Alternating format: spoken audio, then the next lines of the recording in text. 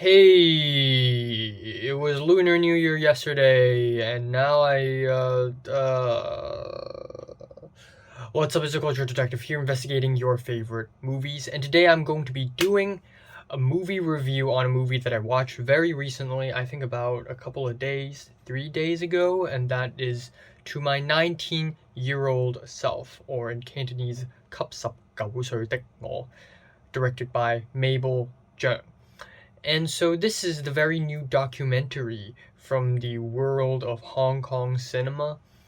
And lo and behold, I have just found one of the best documentaries I've ever seen from Hong Kong and also ever.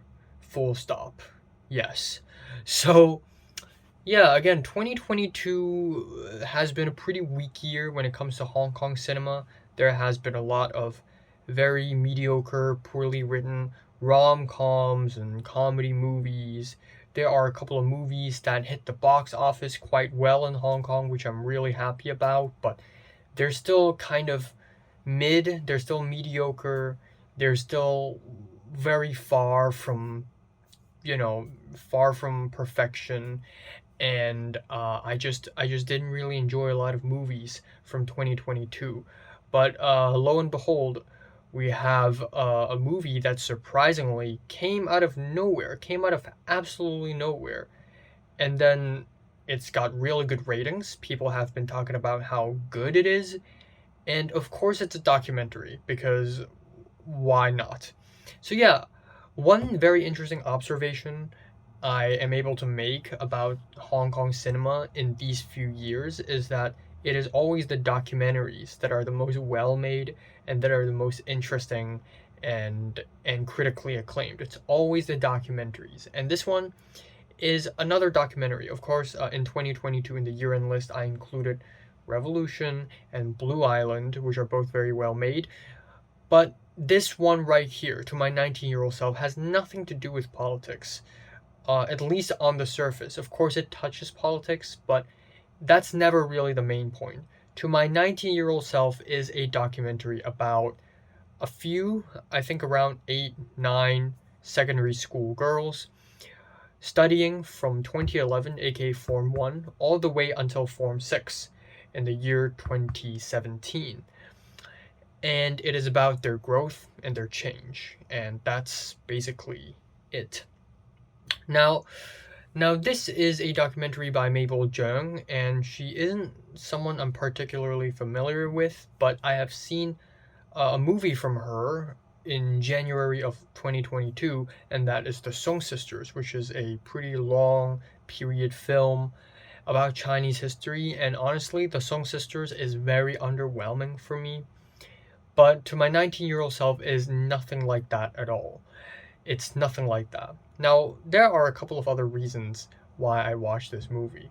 Of course, I came back to Hong Kong, and it's going to be a long time until I come back here again, so of course I wanted to watch as many movies as possible. But also, for nearly 6 years, I have not seen my secondary school art teacher. And about a couple of weeks ago, I and Natalie and this art teacher met up with each other and had lunch together, 飲茶. And it was kind of a surreal experience because she used to be someone I was really afraid of. She was easily the most notorious, most horrifying, strictest teacher of our entire school. Yet, she was really nice when I had lunch with her.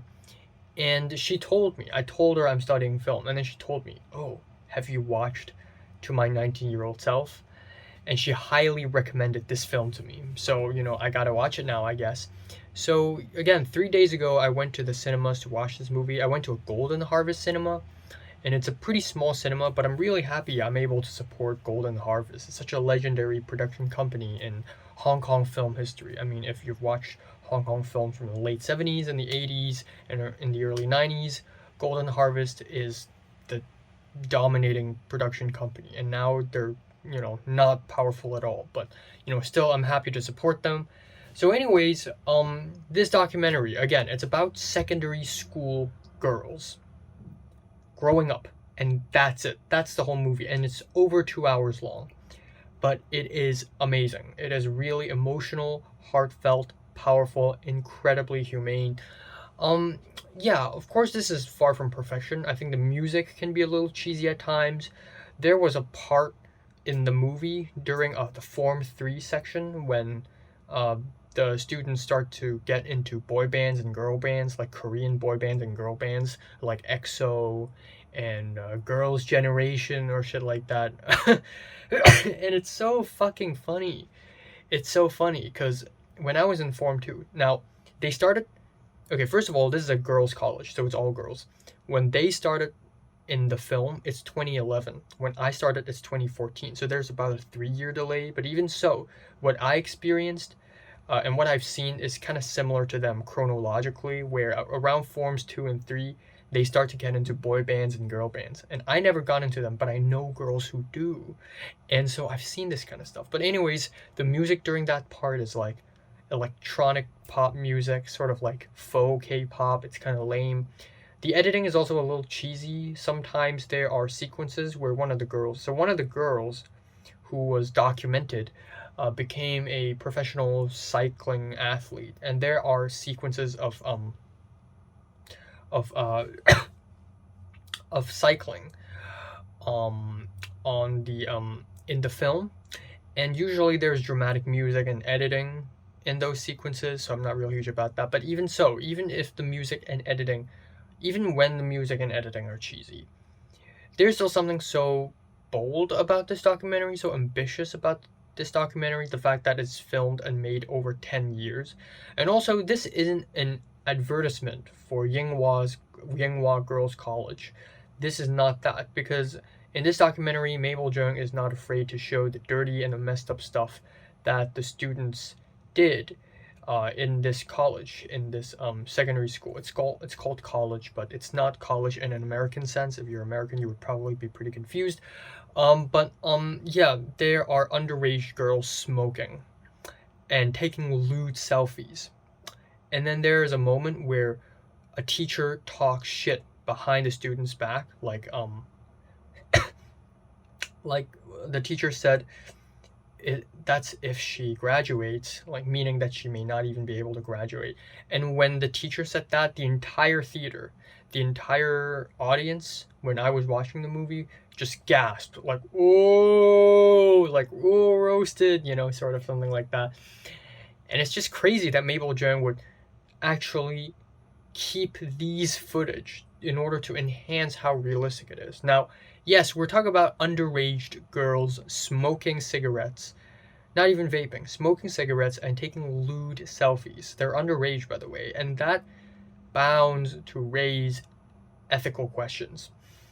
Yeah, is it okay to really show these people doing these things? And more importantly, is it exploitative to use these girls, stick a camera in front of their faces for 6 years straight, and then turn them into little storylines?